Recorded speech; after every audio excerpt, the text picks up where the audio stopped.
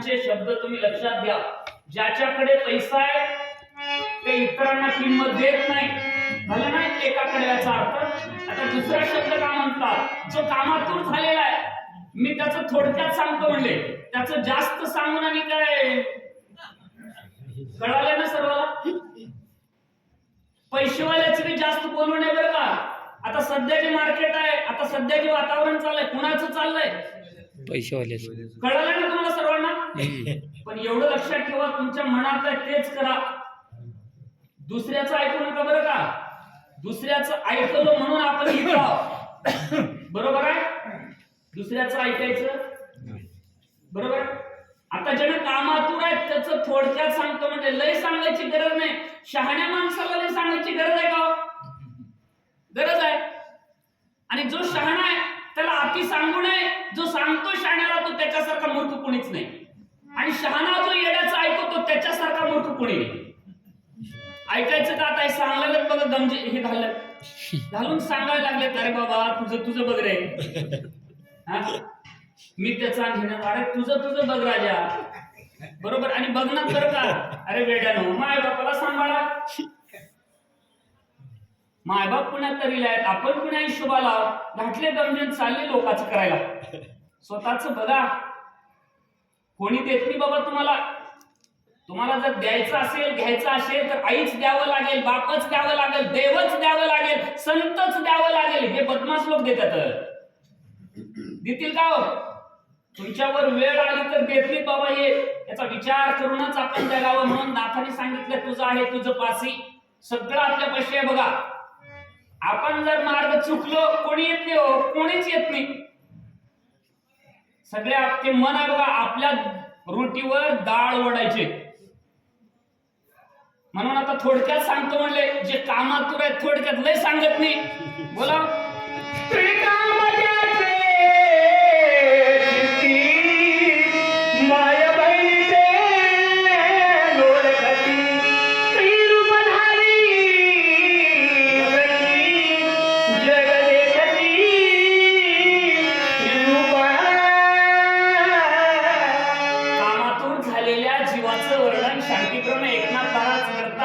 ज्याची वृत्तीच स्त्रीरूप झालेली आहे, ज्याची वृत्तीच कामावर आरूढ झालेली आहे.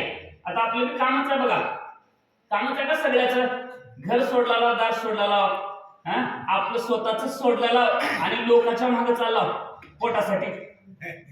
उगा गाडीत बसायचं एड बसलेली आहे का.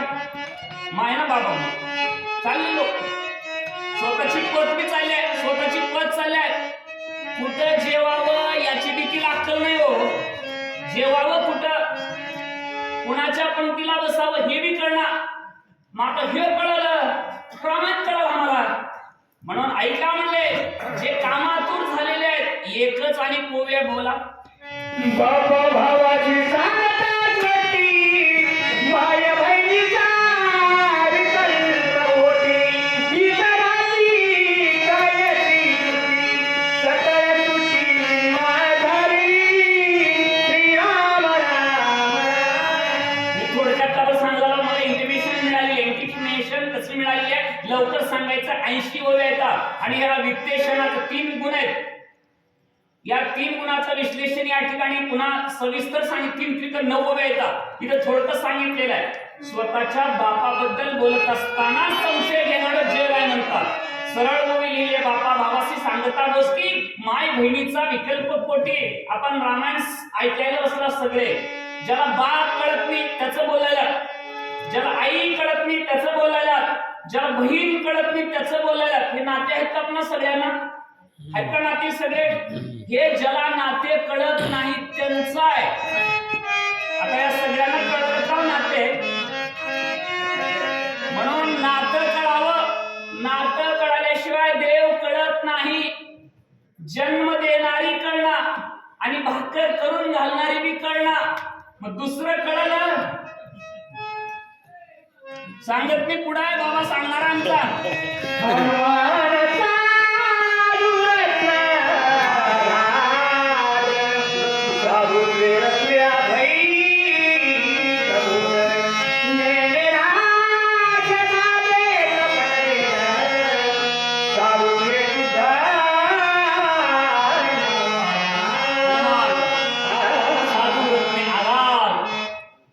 हनुमंताचं जीवन कसं आहे, रत्नामध्ये मोडतं बघा. त्याला हिरण्यगर्भ म्हणतात, त्याला उत्तम गर्भ म्हणतात. पाप नाही, पुण्य नाही, पाप ही अजिबात नाही म्हणे. हनुमान साधू रत्ने आगात, साधू रत्ने अद्वैत. द्वैत म्हटलं नाही, अद्वैत. अद्वैत बोध आहे. ने राक्षसाचे कपट भेद, त्याच्यामध्ये भेद आहे मग. आता पाचव्या दिवशी सांगणार भेद कशाला म्हणतात. ने राक्षसाचे कपट भेद. साधुत्वे शुद्ध, शुद्ध व्हावं लागेल. शुद्ध झाल्याशिवाय साधू कळत नाही. साधुत्वे शुद्ध नमो लावणे. बोला.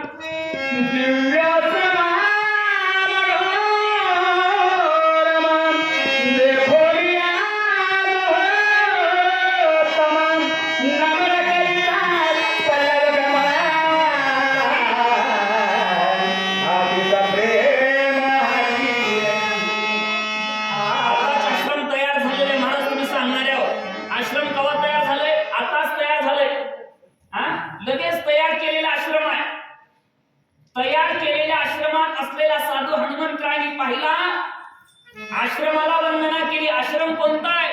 वानप्रस्थ नावाच्या साधूचा आश्रम आहे. काळनेमीचा संन्यास आश्रमाचा स्वीकार नाही. वानप्रस्थ रूपतेत जप करीत एकाग्र म्हणले. वानप्रस्थाचा स्वीकार केलेला आहे काळनेमीने. आणि ज्या आश्रमाकडे हनुमंतरायाची नजर गेली त्या आश्रमाला वंदन केलं. आणि तुमचा आमचा आश्रम आहे बाबा. कोणता आश्रम आहे? ग्रस्त आश्रम. देवांना देखील आपल्या आश्रमात भीक मागावी लागेल एवढं पवित्र आश्रम आहे आपलं. बरोबर आहे? भगवान तिन्ही देव अनुसयेच्या आश्रमात आले. देवानी भीक मागितली आश्रमात. तिन्ही देवानी, त्यांचा पराजय झाला आणि आमच्या आश्रमाचा विजय झाला. म्हणून त्या तिन्ही देवांना या आश्रमात बालक व्हावं लागलं. 4 आश्रम आहेत: वानप्रस्थ, संन्यास, ग्रस्त आणि ब्रह्मचार्य. त्याच्यापैकी वानप्रस्थ आश्रमाला हनुमंतरायांनी बघितलं, वंदना केली, साधू आहे, नमन केला. पुढे या ठिकाणी वामन महाराज पुजारी आणि भरत कुंभार या दोघांच्या आघात ज्ञानाचं कौतुक आमचे ज्येष्ठ वाचक आदरणीय मनोहर पाटील यांनी दोघांनाही प्रत्येकाने 50-50 रुपयाचं पारितोषिक या ठिकाणी दिलं आहे. त्यांनी आता स्वीकार करावा. सगळ्या रामाचा उत्तम आशीर्वाद.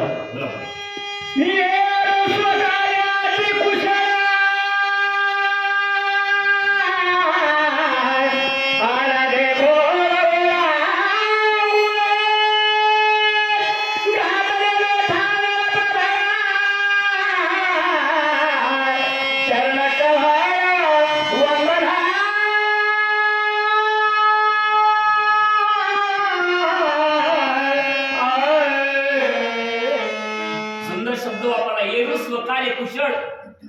काळनेमीला सांगून पाठवलेलं होतं, माझा अर्धा सातबारा तुझ्या नावाने करणार, पण हनुमंतरायाला फसवायचं आहे. येरू स्वकार्य, स्वतःच काम करण्यासाठी आलेला आहे बघा.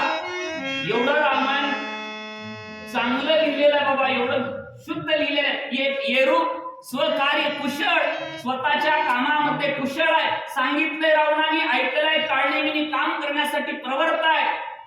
हनुमंतरायाच्या समोर आलेला आहे, दोन्ही हात जोडलेला आहे, आसन घातलेला आहे. काय काय करतोय?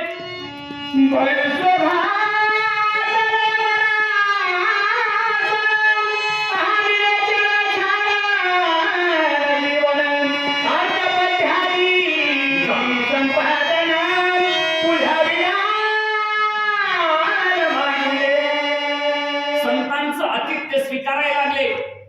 आसन घातलेलं आहे, पाणी आणलेलं आहे, पूजा करायला 16 प्रकारची पूजा हनुमंतरायाची करू लागला. काय एका बाजूने जर विचार करायला गेलं तर याच हनुमंतरायाच्या हातून काळनेमीला मोक्ष घ्यायचा आहे. मी दुसऱ्या मार्गाने ओवी सांगायला लागलो बरं का. रावणाने काळनेमीला पाठवत असताना विचार केला, रावणाच्या हाताने मेल्यानंतर यमाचा पाहुणा होणार आणि हनुमंतरायाच्या हाताने मेल्यानंतर मोक्षाचा पाहुणा होणार. तुम्हाला आम्हाला कळालं पाहिजे आपण कुठं मरायचं, कुठं जगायचं आणि कुणाच्या हातचं खायचं. बरोबर आहे? म्हणून काळनेमीने देखील विचार केलेला आहे, राज्य दैवाने मिळेल पण मोक्ष दैवाने मिळत नाही. का मिळतं? काळनेमीनं जर रावणाच्या संगतीत राहून जर मोक्ष मिळवला असता तर मिळालं नसतं. बरोबर आहे? पण हनुमंतरायाच्या संगतीत येऊन सेवा करू लागला. जर तुम्हाला आम्हाला मोक्ष मिळवायचा असेल तर संतांची सेवाच करावी लागेल. आता काय करायला लागला? या ओवीच्या आसन घातलेला आहे, 16 प्रकारची पूजा करू लागला. मोक्षदाता आहे. बोला पुढे. हॅलो. गोरे किराणा दुकानचे मालक आदरणीय तानाजी गोरे या दोघांकरता प्रति असणारं 50-50 रुपयाचं पारितोषिक या ठिकाणी दिलंय, याचाही स्वीकार दोघांनी करावा. त्यांना रामाचा उत्तम आशीर्वाद. बोला.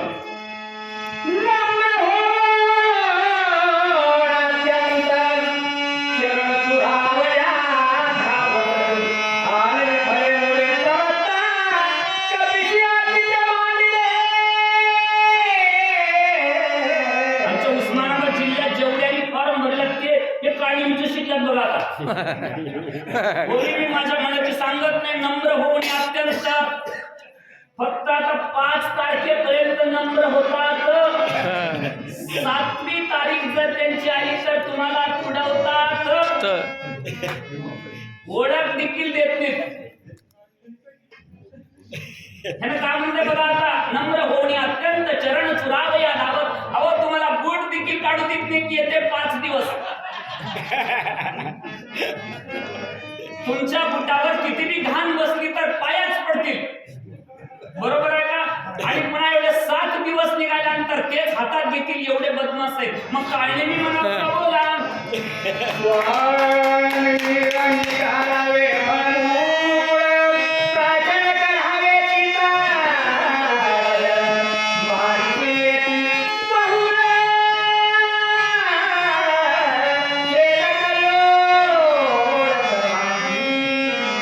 पिरियड आहे म्हणून गोवे मी माझ्या प्रारब्धाने आलेत बघा. पुण्या हॉटेलमध्ये जेवतोस बघा, इथे तसंच आहे बघा. कोणतं पाणी पितोस? बाटलीशिवाय पाणी देणार तू आता? कोणतं पाणी पितोस? कुठं जेवतोस? जिथं जेवायला मागतात तिथं जेवण मिळाले आता सध्या, बरोबर आहे का? म्हणून महाराज पाणी प्या, इथलं आश्रमातलं पाणी शुद्ध आहे. फळ खावा. आता तुमच्याकडे नाही बरं, आणि खरं फळं खावं, फळं खायचं, फळं खावं बरं का. फळं आणि खाणारे मी फळं खायना तो काय खाल्लेलं बघा तुम्ही बरं का. फळं तर खावा राजानं, पण फळं ही चारते, फळं बी देत नाही तो हे. पण काळजी म्हणायला लागलाय, महाराज तुम्ही रामाचे भक्त, फळाचा स्वीकार करा, पाण्याचा स्वीकार करा. माझ्या आश्रम संतांचा रहिवास करणारा आश्रम आहे. बोला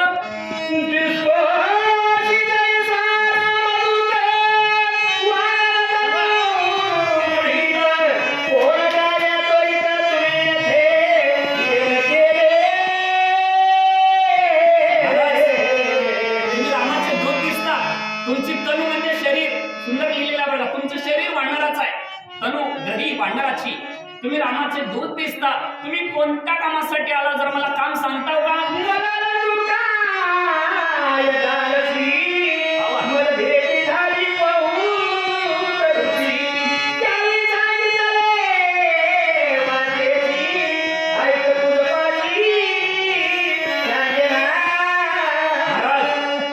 मला मी बऱ्याच मोठ्या ज्ञानी लोकांची भेट झालेली आहे, ऋषीची भेट झालेली आहे. त्याही सांगितलेले वार्तेसी ते तुझं पाशी सांगितलं. तुम्हाला सांगतो म्हणजे मला मोठ्या लोकांची भेट झालेली आहे. आता सध्या तुम्हाला मोठ्या लोकांची भेट व्हायला लागली आहे. सध्या मोठ्या लोकांच्या सहवासात आहे माझा तालुका सध्या. हे लहान आहेत भेटणारे, पण ते भेटी घेणारे मोठे आहेत बरं का. मलाही मोठ्या माणसाची भेट झालेली आहे, सांगतो ऐका. म्हणतात राम लक्ष्मण बंधू दोघे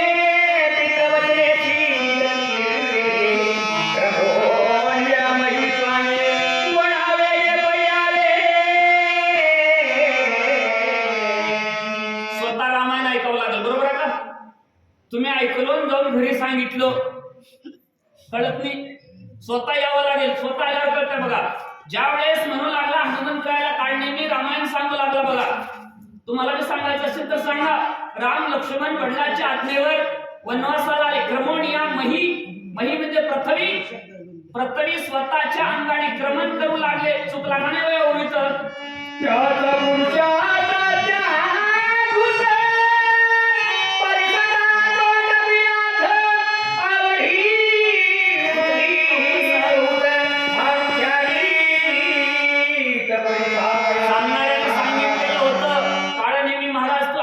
गेल्यानंतर फक्त रामाचीच कथा सांगावं लागेल. दुसरं भजन केलास तर तुझं भजन होतंय, बरोबर आहे का? रामाचंच भजन करावं लागेल, नाहीतर दुसरं भजन करतील म्हणजे. म्हणून रामाचीच कथा सांगू लागला. उलट का सांगेना? आता सीतेला घेऊन सांगितलं नाही, राम लक्ष्मण सीता तिघ वनवासाला आल्यात का? ह्यानं म्हणतंय दोघं. दुसऱ्याचं ऐकून, रावणाचं ऐकलं की दुसऱ्याचं ऐकून सांगायला येत नाही, बरोबर आहे का? स्वतः आल्याशिवाय कळते का हो? म्हणून स्वतः काय म्हणतो बोला. देणाऱ्याने देत राहावे, घेणाऱ्याने घेत राहावे. खावा खावा देणाऱ्याने देत राहावे, घेणाऱ्याने घेत राहावे. देता देता देणाऱ्याचे हात घ्यावे. या न्यायाप्रमाणे तानाजी गोरे यांनी पहिल्यांदा आपल्याला 100 रुपये दिले. पुन्हा एकदा त्याच असणाऱ्या व्यक्तीनं आपल्या ज्ञानाची त्या ठिकाणी मोठेपणा म्हणून 100 रुपयाचं पार्सल दोघांना दिले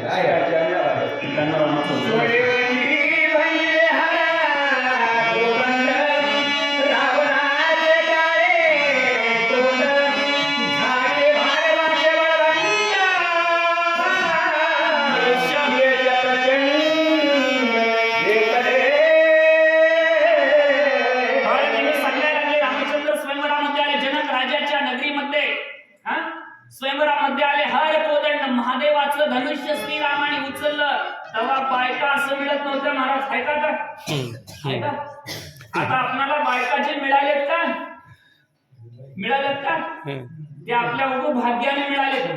आपलं दैव चांगलं आहे म्हणून मिळालेत. आता सध्या मिळणार, बरोबर आहे का? प्रत्येक गावात 150 लोक देवाला सोडावं लागल. अशी कंडिशन झाली आहे. आणि आता म्हणणार ते, पण त्यावेळेस जर बायको करून घ्यायची म्हटलं तर स्वतःचं सामर्थ्य दाखवावं लागायचं. रामाने धनुष्य उचललं, अर्जुनाने धनुष्य उचलून माशाचा डोळा उडवला तेव्हा द्रौपदी मिळाली. धनुष्य मोडून रामाने या ठिकाणी दोरी लावली तेव्हा सीता मिळाली, बरोबर आहे का? आता आपल्याला जमलं. आता सध्या काय विचारत पोरग का करतय? सरळ सांगा, पोरग लोकांच्या प्रचाराला जातंय. मिळत बायको. या ठिकाणी शंकर कांबळे या सद्भक्तांनी सुद्धा आपल्या महान विचाराचा या ठिकाणी लेखक ऐकला आणि आवडलं त्याला. प्रत्येकी 50-50 रुपयाचं पाहिजे. रामाचा उत्तम आशीर्वाद.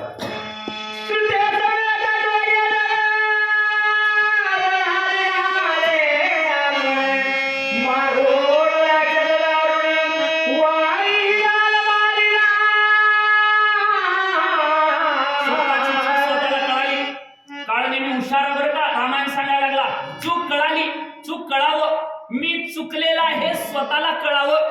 काळ नेमीला कळालं. राजा दशरथाच्या घरातून निघताना तिघ होते, मी दोघं म्हटलो. महाराज हुशार असले तर पकडला असतील म्हणून पुन्हा सांगितलं, धनुष्य उचललं, त्या सीतेशी लग्न करून घेतलं. सीता, राम, लक्ष्मण वनात तिघे आले. आला का लेवल? आता ओवीच्या नेमानं आता आला बघा वाटवर. कधीच रामायण ऐकलेला नाही, पण सांगणाऱ्याने सांगितलंय भजन रामाचंच करू लागला.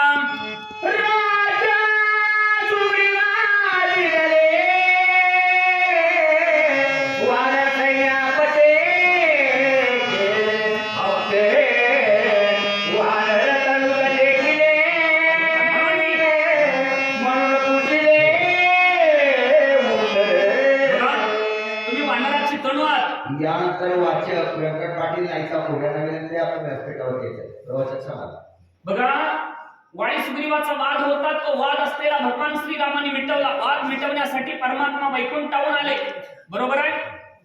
वाळी सुग्रीवाचा सर्वात मोठा वाद होता, तो वाद श्रीरामाने मिटवला.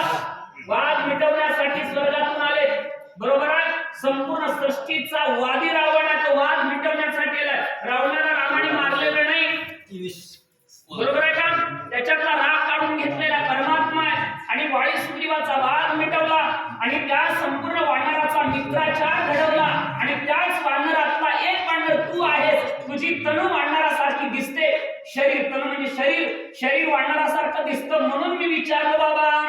श्रीरामचंद्र श्रीरामा